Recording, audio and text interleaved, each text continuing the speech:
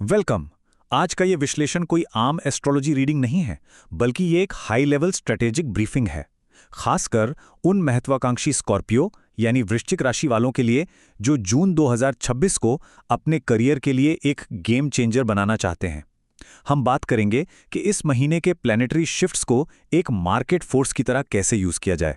तो अगर आप अपने प्रोफेशनल लाइफ में एक बड़ा ब्रेक थ्रू ढूंढ रहे हैं, तो मानकर चलिए कि यह सेशन आपके लिए ही है।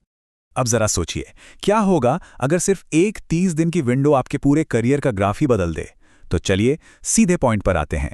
जून 2026 कोई रेगुलर महीना नहीं है, बल्कि आपके प्रोफेशनल गोल्स के लिए एक एपॉक डिफाइनिंग कॉस्मिक ब्रिज है। पुरानी उलझनें पीछे छूटने वाली हैं और एक नई लेजर शार्प एम्बिशन जन्म लेने वाली है। सच कहूं तो ये 30 दिन उन लोगों के लिए एक मास्टर क्लास साबित हो सकते हैं जो सही टाइमिंग पर सही दाव खेलना जानते हैं। आज के इस एग्जीक्यूटिव सेशन का हमारा रोड मैप बहुत क्लियर है। हम 5 चीजें कवर करेंगे: मैक्रो कॉस्मिक एनवायरनमेंट, आपके करियर और फाइनेंस के स्ट्रेटेजिक मूव्स, रिस्क और इमोशनल बैलेंस का मैनेजमेंट, स्टूडेंट्स के लिए कुछ खास टैक्टिक्स और आखिर में जून 2026 की पूरी टैक्टिकल टाइमलाइन। ओके, तो सबसे पहले बात करते हैं हमारे पहले सेक्शन की, मैक्रो कॉस्मिक एनवायरनमेंट। देखते हैं कि मैक्रो लेवल पे आखिर चल क्या रहा है। देखिए, जुपिटर यानी गुरु, जो कि वेल्थ और इंटेलिजेंस को रूल करता है, जब अपनी उच्च राशि कर्क में एंटर करता है तो ये आपके 9th हाउस को पूरी तरह से एक्टिवेट कर देता है। आसान भाषा में समझें तो ये आपके लिए एक बहुत बड़ा कॉस्मिक अनलॉक है। लॉन्ग टर्म एसेट्स बनाना हो, हायर एजुकेशन हो या फिर बस वो लक फैक्टर, ये अलाइनमेंट आपके लिए आगे बढ़ने का एक सीधा और क्लियर रास्ता खोल रहा है।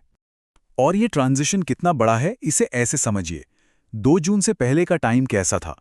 जैसे एक भारी साइकोलॉजिकल स्ट्रेस टेस्ट चल रहा हो, decision fatigue, mental pressure, right? लेकिन 2 जून के बाद जुपिटर का ये शिफ्ट उस सारे प्रेशर को फॉर्च्यून और एक्सपेंशन में बदल देता है। मतलब अगर आप ओवरसीज अपॉर्चुनिटीज या किसी नए डिजिटल वेंचर का सोच रहे हैं, तो उसके लिए दरवाजे अब खुल रहे हैं।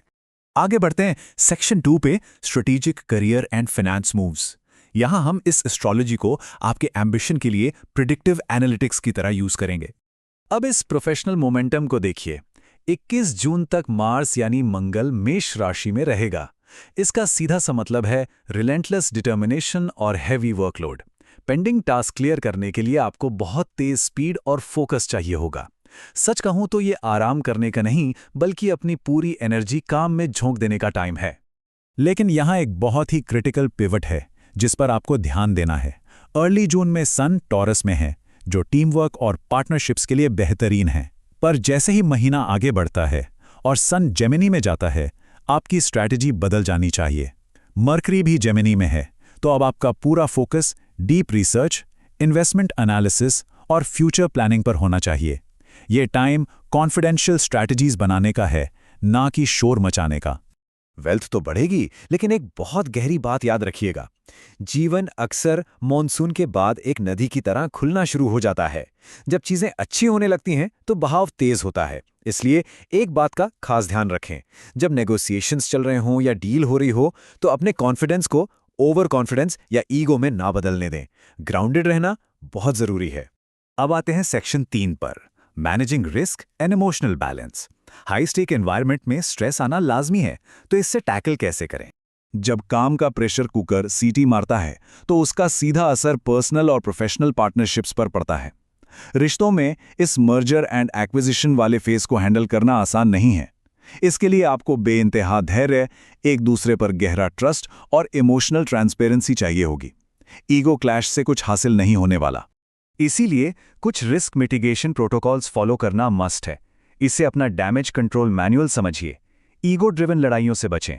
वर्कप्लेस बर्नआउट बहुत बड़ी लायबिलिटी बन सकता है, तो प्रॉपर रेस्ट लें। और हाँ, 30 जून को मर्क्यूरी रेट्रोग्रेड हो रहा है, तो 25 जून से पहले अपने सारे इंपॉर्टेंट डिजिटल डेटा का बैकअप जरूर ले लें। महीने के आखिर में किसी भी बड़े फाइनेंशियल गैम्बल से बचें। बिल्कुल सिंपल स्ट्रैटेजी है। चलिए अब मूव करते हैं सेक्शन 4 पर, स्टूडेंट्स और रिसर्चर्स के लिए हमारी क्या खास टैक्टिक्स हो सकती हैं।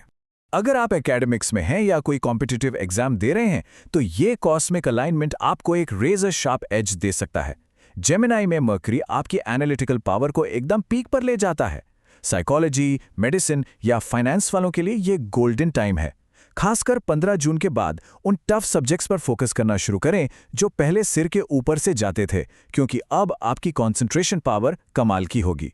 लेकिन एक कैच है, जुपिटर आपसे सिंसियरिटी और अपने टीचर्स की रिस्पेक्ट डिमांड करता है। लक तभी काम करेगा जब आप शॉर्टकट ढूंढने के बजाय डिसिप्लिन रूटीन फॉलो करेंगे। विजडम के साथ बात करना और अपना काम ईमानदारी से करना, यही इस महीने सक्सेस का असली सीक्रेट है।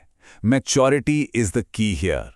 फाइनली हम आते हैं अपने आखिरी सेक्शन पर, जून 2026 की मास्टर टैक्टिकल टाइमलाइन। कब क्या करना है, आइए देखते हैं। इस टाइमलाइन पर एक नजर डालिए। 2 जून को जुपिटर शिफ्ट होता है और लक फैक्टर बढ़ता है। 7 जून से थोड़े टेक्निकल और कम्युनिकेशन शिफ्ट्स फील होंगे। 15 जून का जेमिनी न्यू मून, ये नया डिजिटल प्रोजेक्ट लॉन्च करने का एकदम सही टाइम है।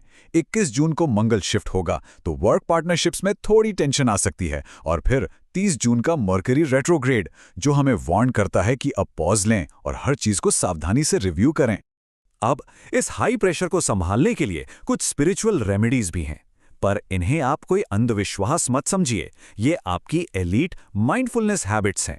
मंगलवार को मूंगा पहनना, डेली सोलर मेडिटेशन और इमोशनल जर्नलिंग करना, या ओम मंगलाय नमः का जाप करना, ये सब आपके कॉर्टिसोल लेवल को कम करने और आपके फोकस को लेजर शार्प रखने के अलाइनमेंट प्रोटोकॉल्स हैं। जब प्रेशर ज्यादा हो तो ये आपको पूरी तरह ग्राउंडेड रखते हैं। तो सब कुछ जानने के बाद आखिरी सवाल यही है, इस जून में ब्रह्मांडीय दरवाजे तो खुल रहे हैं, लेकिन क्या आपकी महत्वाकांक्षा उस डिसिप्लिन से मैच कर पाएगी जो उन दरवाजों से गुजरने के लिए जरूरी है? कॉस्मोस सिर्फ स्टेज सेट करता है, एक्शन आपको लेना होता है। इस स्ट्रैटेजिक ब्रीफिंग को अपनी असल जिंदगी में अप्लाई करने का टाइम आ गया है। सोचिए और शुरुआत कीजिए। हमारे साथ इस डीप डाइव में जुड़ने के लिए बहुत बहुत शुक्रिया।